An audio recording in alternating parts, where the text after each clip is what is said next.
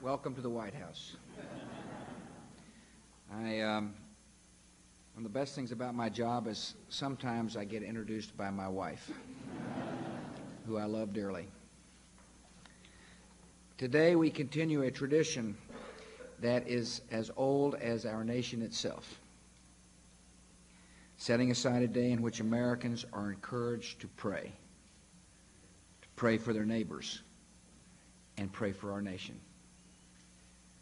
The National Day of Prayer is a vital part of our national heritage because prayer is a vital part of our national life. I'm grateful to all of you who remind us that a great people must spend time on bended knee, in humility, searching for wisdom in the presence of the Almighty. I want to thank the Heritage Signature Chorale and Dr. Stanley Thurston for being here today.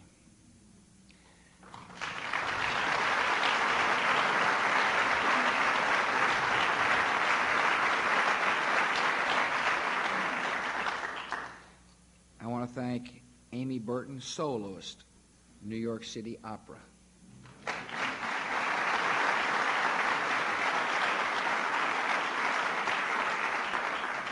And we're sure glad you brought your son.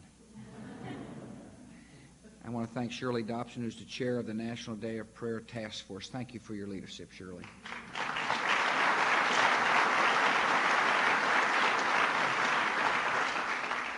I want to thank Dr. Lloyd Ogilvie and Dr. Daniel Coughlin for being here as well. I'm honored that you both came.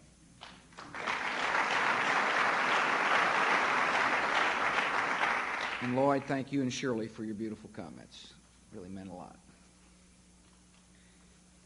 When the First Continental Congress met at Carpenter's Hall in Philadelphia, one of its first official acts was prayer. In 1779, the Day of Prayer Proclamation asked that Almighty God would grant the blessings of peace to all contending nations, freedom to those who are in bondage, and comfort to the afflicted. During our nation's darkest hour, our nation's greatest president called America back to prayer. President Abraham Lincoln urged his fellow citizens to look to the redeeming and preserving grace of God. And Americans wisely accepted President Lincoln's counsel. America is a country of faith. And throughout our history, in times of crisis and in times of calm, Americans have always turned to prayer. And this year's event has special meaning. Since the attacks of September the 11th, millions of Americans of every religious faith have been led to prayer. They have prayed for comfort in a time of sorrow, for courage in a time of fear, and for understanding in a time of anger.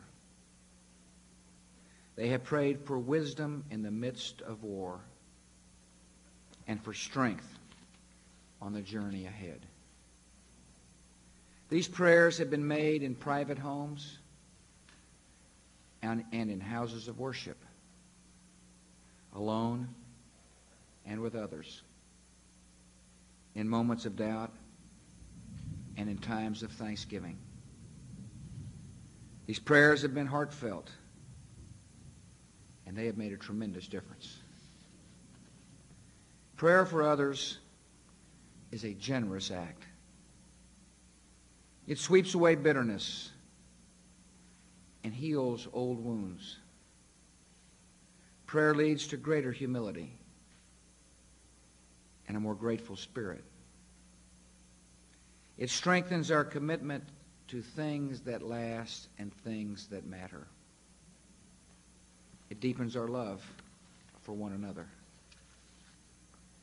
Prayer also deepens faith, reminding us of great truths. Evil and suffering are only for a time. Love and hope endure.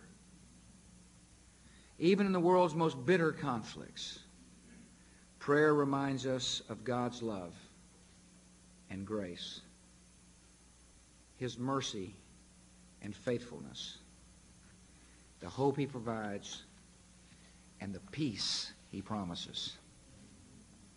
Prayer is central to the lives of countless Americans, including Laura's and mine. We have been blessed by the prayers of millions of Americans. We could ask for no greater gift from our countrymen. I want to thank you all for coming here to the White House to celebrate this special day, for your devotion to prayer, and for your love of this country, and for the Lord who has blessed it for so long. May God bless you all.